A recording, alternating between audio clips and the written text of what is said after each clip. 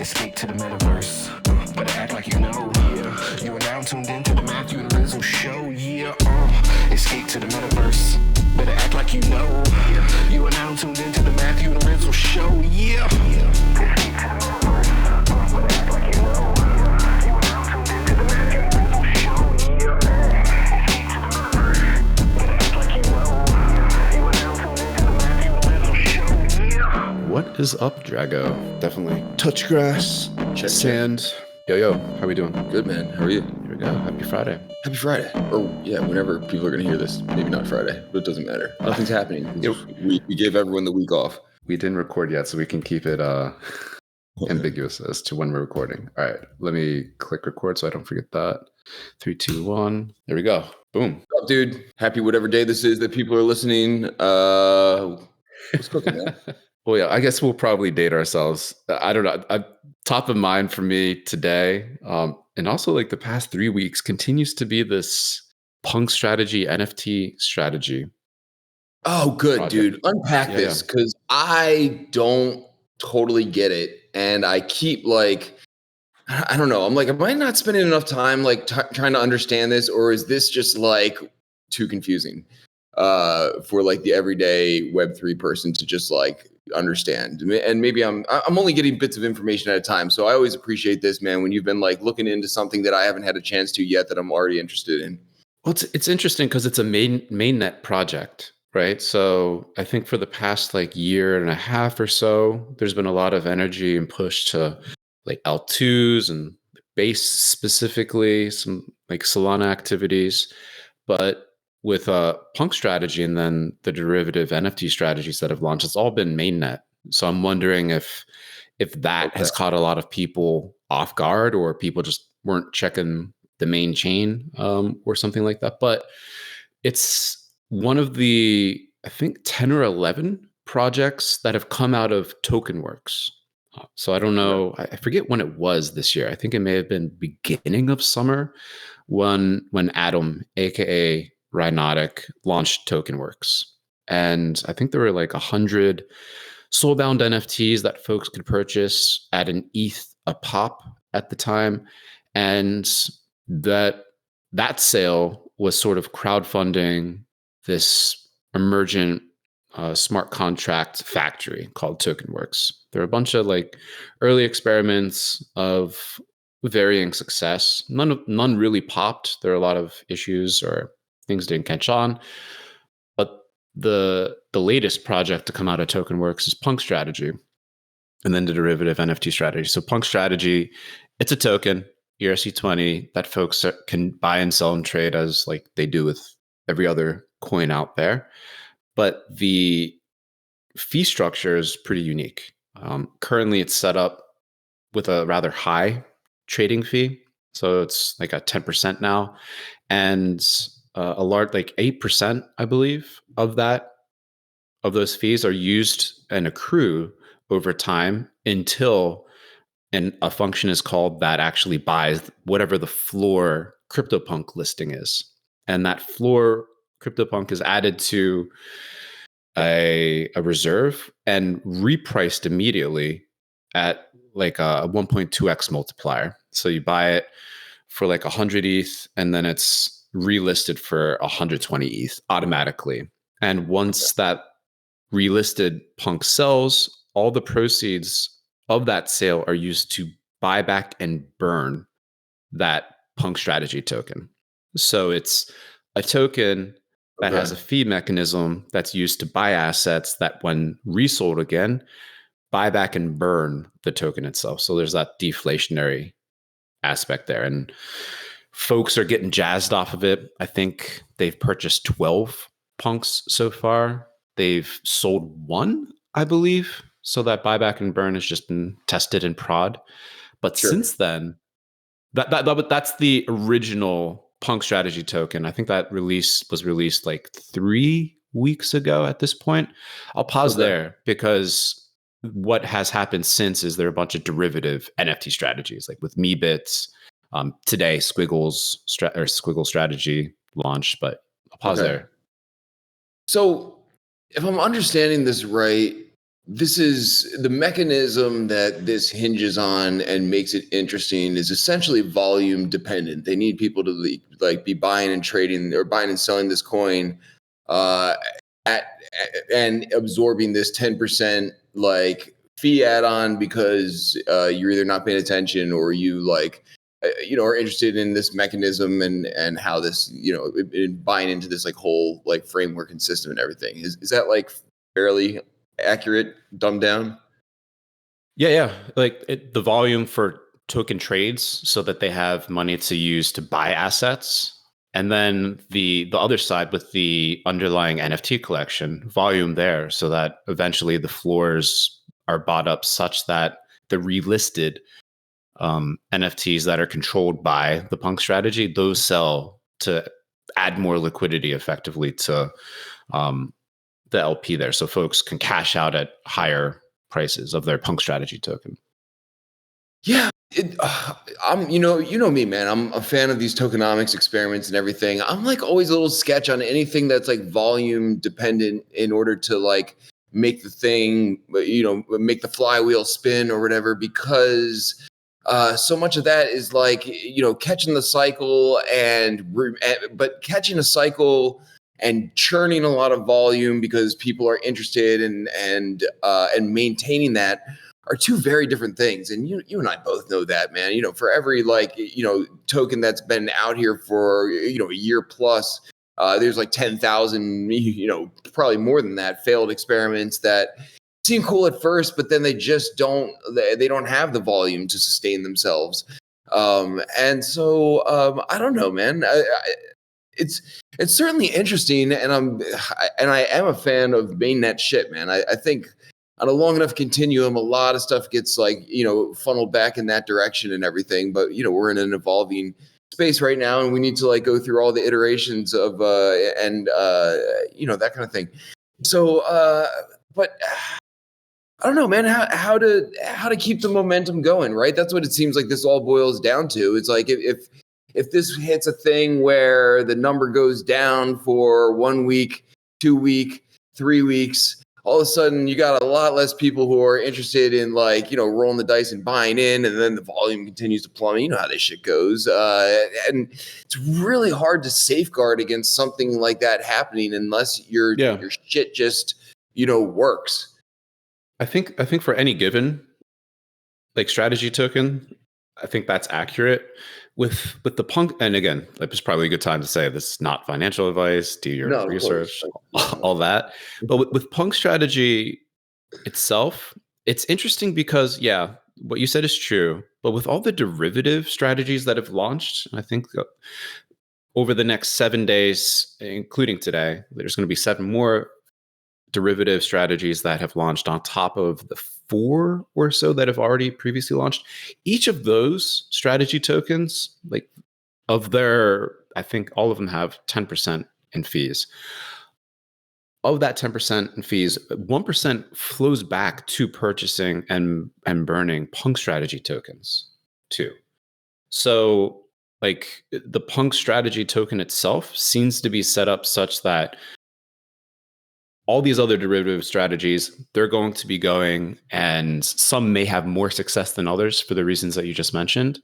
But even if there's a couple, for example, like Squiggles and the Meetup strategy, if those are just the 2 derivative strategies that end up finding their legs, have good volume and velocity of trading, both on the like ERC20 token side and the underlying NFT collection, if those hit, then the fees that they're going to be driving back to Punk strategy will help kind of just make that fee structure and that token model successful too, to continue to acquire more assets that then, if there's a big pump in Punks, then those assets that they have relisted once sold continue to just turbocharge and like eat away at the token supply for that, which again, probably the key word or catchword or catchphrase, whatever you want to call it, of this cycle has to be flywheel.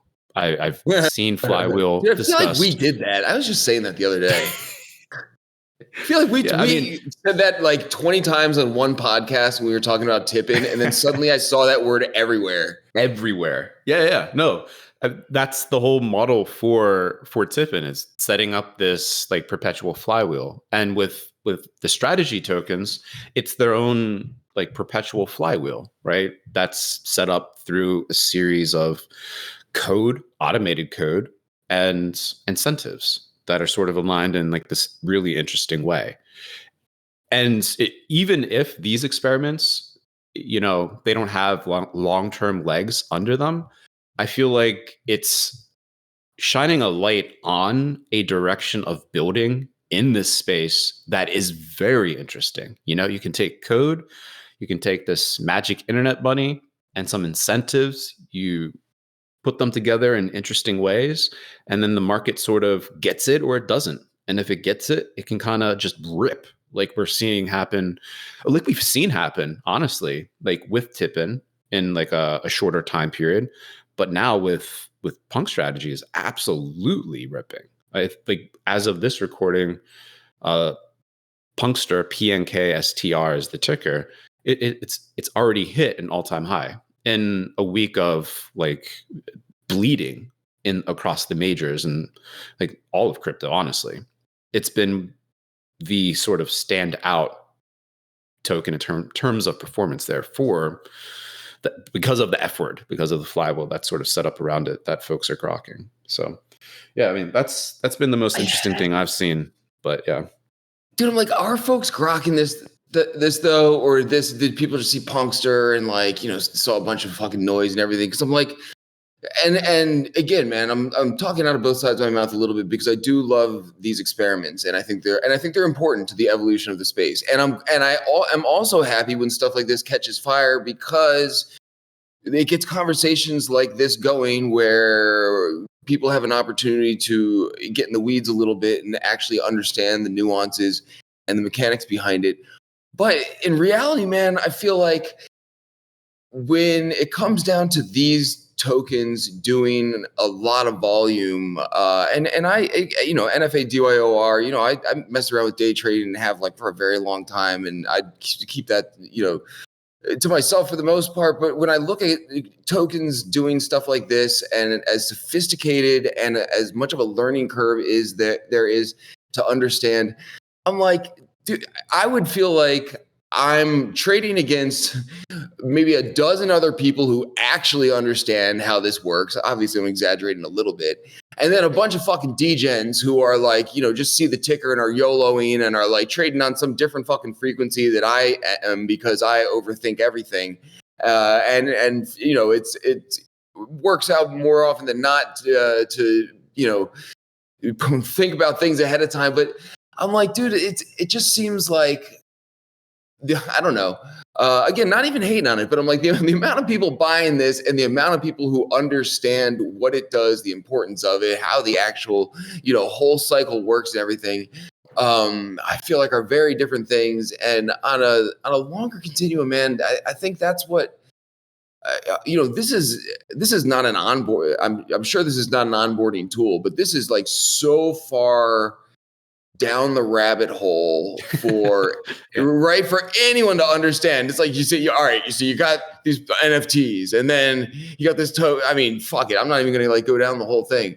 So I don't know, man. It's cool to see some real nerdy experiments catch fire. And also, when Avastar's derivative token, something that was all in that family of NFTs and before Meebits and a lot of this shit. Yeah. To your early point, there's not a lot of folks actually that are active here. I think the total number of unique wallets that are holding at least the Punk Strategy token, it's under 4,000 still. So like, there's not a ton of folks. But that said, it is set up in, it's sort of like a perfect like left curve, right curve play, because you can get down in the like incentive weeds and think through everything, like go through everything that I was like elaborating at the front end of this chat. Or you can just be like, okay, buy token. Oh, CryptoPunk bot sold number go up. Like it's really left coded as well as being right code or right curve coded. So from that perspective, it's interesting too, because you don't need to go necessarily as far down as you may think. But also, it's just not a whole lot of folks that are doing this, which is kind of a reflection of the digital collectible crypto art side of things too, I think, right? It's a smaller pool relative to like token traders, both in terms of volume and like number of participants. So I think there's a bit of that, but it's getting folks excited on the collecting side, and especially longer term holders, right, of some of these other collections that are being brought in for the derivative strategies. Folks that may be looking for like liquidity exits. Like this is effectively, all these strategies are perpetual floor buyers, which helps make the overall collections more liquid. It is assuming this holds up over time. So that's a very interesting development. And like there's no like limit on how many derivative strategies could be created. So someone could actually, in theory, just spin up their own Avastar strategy. How that would work, and they'd probably be able to accumulate quite a lot up front, because I haven't really checked on Avastars ever since it minted originally, but I know that there's just not that many sales. So it would probably generate the most sales like in the history of the collection in short order after a strategy token is launched, which is interesting to consider, at least in the short term, even if it's not a long-term thing. I'm just checking real quick. I'm like, Avastars did like some stupid amount of volume, like that is don't really think about until you pull it up. Yeah, dude, Avastars did on the secondary market, man, over 4,000 ETH of volume on the secondary market. It was a fucking beast of a project back in the day. Anyway, getting off track a little bit. Do you remember NFTX? Oh yeah, the fractionalized NFT project. Yeah, fractionalized shares of an NFT. Yeah. Oh, I'm thinking of something different, man. And maybe I'm getting them confused. But there was one. But this is sort of like along the same lines too. Is that is my thought process here? There's also one where you could like essentially wrap an NFT, and then the wrapped NFT became its own token, and it was like Avastars was actually like pretty heavily rolled into that project. CryptoKitties was the biggest one, and wrapped CryptoKitties was like an actual currency that people were trading that you could then unwrap the currency and you would get whatever CryptoKitty was wrapped into that or whatever. And it was like this really interesting like way to turn an NFT. I mean, it might still be out there. It's just been like way off my radar for a while. But it was a really interesting, like early way to turn an NFT into a token that would sort of establish it at a floor price, because that was sort of like the cost you were assuming. They were all like floor ones essentially that were getting rolled into this process, or that people were willing to roll into this process. But every now and again, you would like unwrap like a rarer one or something like that. And again, it was just like it was an interesting way to like repackage existing NFT projects and sort of get word out and like, play some interesting tokenomics alongside of it and everything. And again, man, I thought those projects were really fucking cool too, but I also felt like every time I showed up in one of these places, it was me and the same like 8 other people who were at the previous one being like, yo, this is cool. And it was. Yeah. So, I mean, regardless, it'll be interesting to see how it plays out. And I'm just checking the secondary for Avastars now. And like over the past week, there's like actually a shit ton of sales that have been happening on the low end, admittedly, but like a lot higher volume than I actually assumed. Shout out Avastars. Important project, if I do say so myself. People listening, me and Jim McNellis pushed Avastars out very early on. I don't know what the date is on here, and pretty fucking early NFT, probably February 2020. And it's a very early experiment in putting all of the metadata fully on chain. And if you want to hear my thoughts on that terminology, you can listen to like a dozen other podcasts where I rant about that. But it's a project that I'm still very proud of, and I feel like it has a lot of historical relevancy in the NFT scene. So all this is cool, man. And it also I feel like NFTs are always sort of like the last thing people think of when they think of crypto. So I like tokenomics experiments that like actually like use the NFTs in some way rather than like, I don't know, someone just like launching a token through an NFT. We've seen like a billion of those types of things, but this is actually cool. This is like using the tech in an interesting way. I dig it. No, exactly. Yeah, but other than that, man, that's sort of been the biggest bright spot. I've heard the dip this week, which seems to be sort of reverting, at least like within the last like hour or so, in a green direction. I think the dip spooked a lot of folks. You see a lot of like bearish, fear-laden sentiment on the timeline. So it'll be interesting to see what happens if this is an actual rebound or if it's a head fake and we're going to go sideways or bleed down a little bit more, a little bit longer. So I think a lot of folks are just sort of like watching, waiting, seeing what's going on. But for folks that are, have their finger on their pulse, things like Punk Strategy, NFT Strategies are definitely very interesting opportunity.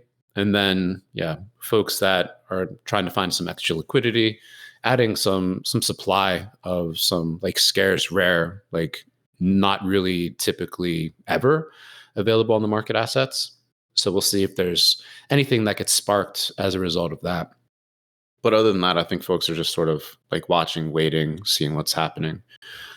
And same for us. We're going on a little fall break next week with the whip. We'll be back the week after that, but it feels like a great time to go touch some grass and catch some apples off the tree, some autumn foliage, natural beauty shows. Yeah. Everyone got word we were taking a week off, and they were like, "Oh shit, we need some vacation money," and just dumped their bags. And yes, take a week off. We're going away for a week. It does feel like a good time. It's funny to think that I don't know, man. Things were so stagnant for so long. It's like, dude, I know, like. You're a Philadelphia sports fan, man, and you know what that was like growing up, and that's what the last like 4 years felt like. I feel like in Web3, it's just like just stagnant nothingness, and so I'm like, hey, man, this is a little like blip in the radar right now. As long as things really don't bottom out for like another 4 years, it feels good that there's finally some fucking momentum out here. And some interesting shit going on. Dude, it's cool to be in Decentraland yesterday with Bay. I'm doing a thing in there with Fractillions. We're gonna do some stuff with the immersive art community over there, which is just like an easy fucking dovetail with the whip, and like probably gonna involve like all people we know. But Fractillions got hooked up with them and managed to wrangle me, and so we were in there this morning. And dude, Bay is just a beast, dude. Bay's like, at the whip leading the thing. You should see the spreadsheet that she sent me. And she's like, which thing do you want to hop on with at Arts Week? And I'm like, Jesus Christ, Bay. This is her level of organization is insane. And so we hopped on a thing this morning, and like, Bay's on the mic, crushed this hour. I'm just like, chiming in with Fractillions periodically. And then Bay's got the next hour with like a whole nother panel doing like a whole nother series of field trip visits. And I'm like, dude, Bay is a fucking machine, first of all. Also, she does a really good job of curating interesting shit for, I'm sure, Decentraland's audience, but she knows our audience well by now, and does a really good job with that. And I'm like, dude, she's just a machine. It's like out of control. Her level of organization and tenacity, man. She's just constantly on the mic. I'm like, hey, stagger these things out. You need to go touch some grass next week. Shit. It's making me feel like I need a break. It's just watching her work. God damn. Yeah. No, Bay has, and the greater team, Kim, everyone else that has played a part in, curating the lineup of artists, the studios that help bring their visions to real life or virtual life in Decentraland. Shout out to them. Also, shout out to the DCL client working, for me at least. And it seemed like for everyone. I didn't see any client side issues during yesterday's whip when we all piled into DCL. I didn't see anyone get lonely sharded either, which was incredible. So hopefully that was the case for everyone, as far as I could tell. Really performant. The exhibitions, the virtual builds were pretty incredible. And having the artists jump on there, talk through everything, it's just like they continue to do good work and pay artists. It was really funny. I forget which artist it was, but they had totally forgotten that there's a commission fee associated with what they're getting paid. And they're like, oh shit, we're getting paid. Oh, forgot about that. Like in real time, live, getting reminded of that. That was really cool to see.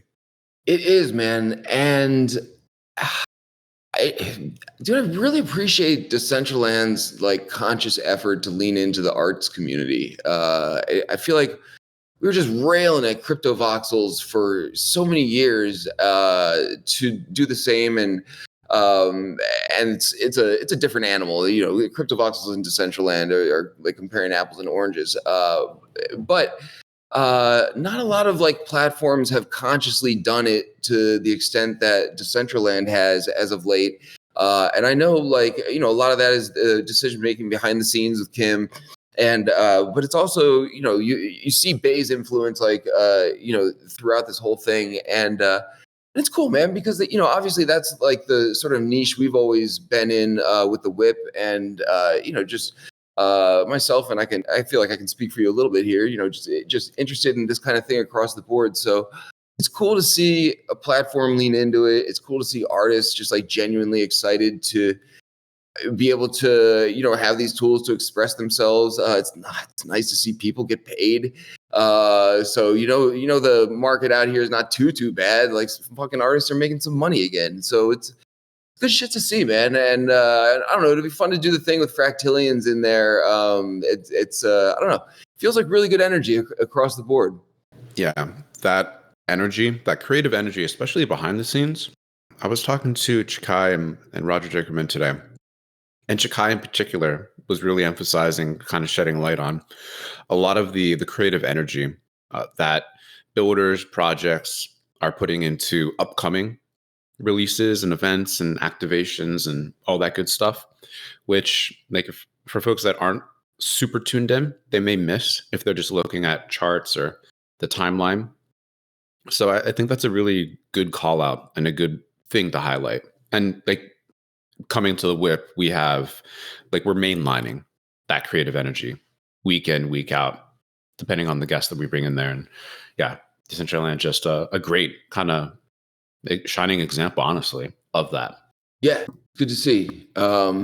When I'm CEO of Crypto Voxels and Ben Nolan gifts me the platform, I plan on doing something similar. So I'd like to lean into the artist community. So shout out Ben Nolan and Rizzle for CV CEO. Gonna manifest this shit. In all honesty, I'm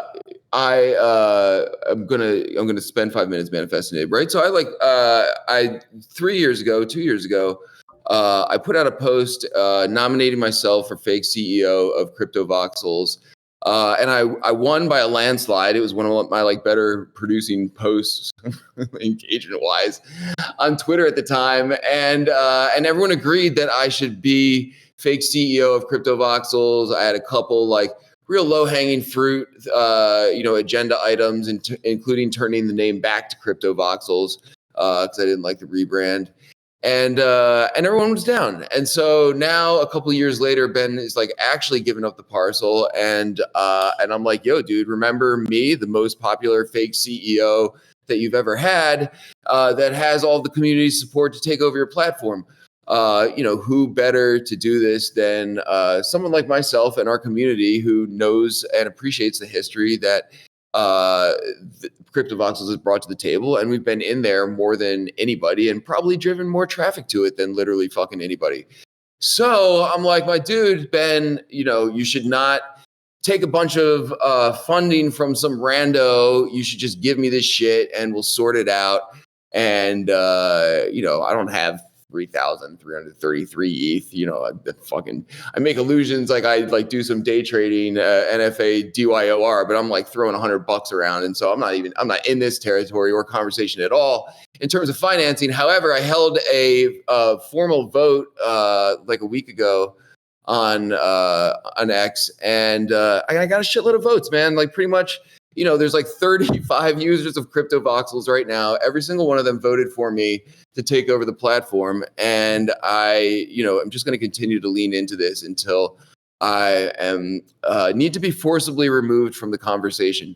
So that's my angle here, and it'll be interesting to see how this shakes out, man. I feel like I'm sort of joking, but not really, because I am genuinely concerned what happens depending on who takes the reins here. And it could go a lot of different directions. And you and I both know, we've been talking about it for weeks, about the amount of history and time and energy that the early builders of Web3 put into that platform. And so I don't know, man. I know there's a lot of talk about why it would be a terrible decision for anyone to fucking take this platform over. However, I don't know, man. Someone needs to get this shit right. And if it's not me, I hope it is someone that appreciates what has been built there. And I fear it going a different direction just because I'm a jaded motherfucker, and that's how I ended up in Web3 in the first place. Yeah. I mean, I'm very interested to see how it goes down at what price. I think Ben has been pretty public in sharing that price. I'm not 100% if he shared the ETH amount, so I'll just hold off on that. But it's quite high, actually. No, it's a little bit higher. He said it publicly. He said 3,333 ETH publicly. Yeah, which is, in my personal opinion, a bit high. Again, a lot of factors go into that, like all the IP, yada, yada. He's the sole owner, operator, no external investment, and it's still profitable in its current instantiation. Still strikes me as a little bit high. And I think it's fair to call out there's probably a large amount of technical debt associated there. And, folks got to really get into the code. And I know Jin has been active in making like replicas and making sure that assets and everything have backup redundancies elsewhere, which in my personal opinion sort of may impact ultimate valuation if they're able to sell. But yeah, I mean, it's going to be very interesting to see how that goes down. And when it goes down, and when you're made CEO, rightfully. Yeah. Or fuck that. Yeah. Like you king. Like, what are we talking about? CEO? Like king. Yeah, dude. Yes, exactly. Lord, king, one of these things. Dude, someone's got to preserve that shit. Like I know Jin. Dude, Jin has done the Lord's work, man, in a lot of different ways beyond, essentially cloning CryptoVoxels. But it's not CryptoVoxels, right? And it's not exactly the same. At least the last time I was in Open Voxels or like messing around with it, it doesn't have like the art hung in a lot of the places and everything, even though the builds are preserved. And so, it's like it sort of feels like going to see the Coliseum or something like that, and like you sort of get a taste of what it was, but it's not like actually going to the thing. And so dude, man, I mean, so much of our history, like, personally within Web3 is tied up in that space too. Yeah. You just hope like, whoever's going to throw down some chunk of money at in Ben's direction, appreciates that. Right. And they can put me on salary, right? I don't have to, I can be Lord, of CryptoVoxels on the payroll, that's all right too. But someone needs to preserve this shit. And I feel like, honestly, the whip and a lot of what we've done out here, is in that direction, man. And we run with a lot of the people who are concerned about preserving things, preserving our history, but also stuff on the blockchain and everything. It's got to be. It just feels like it's got to come from the inside. Like whoever takes the reins here, it's got to be one of us. Yeah, no, on the last point especially, 100% agree. So we'll see what happens there. But other than that, I mean, heading into the off week next week, looking ahead, anything that you're keen to look out for, excited for, anything like that? Dude, I dismissed all of Web3 for a week, so we could take a break from the whip. No, man, I've been at it all summer. So I'm taking a breather and taking a little time off. I'm gonna try and unplug for a little bit, which I haven't really had a chance to do in quite some time. And yeah, man, just sort of do the thing. I'm gonna hit the ground running when I get back, though, with this immersive art community in Decentraland with Fractillions. Dude, fucking Beat Miner is coming out hard for the whip for Halloween this year. I think we're going to end up with like a 2-part special. And I'm not going to, I've been instructed not to give away too many details and I don't want to fuck that up. But I think we're going to really come out swinging for Halloween this year, which is fun. I feel like that's like one of the best holidays one of the holidays that translates best into metaverse shit. So I'm excited about that. Hell yeah. Super excited for that as well. Yeah, man, I'm looking forward to chilling a little bit, to heading to the coast, catching some whales, that sort of thing.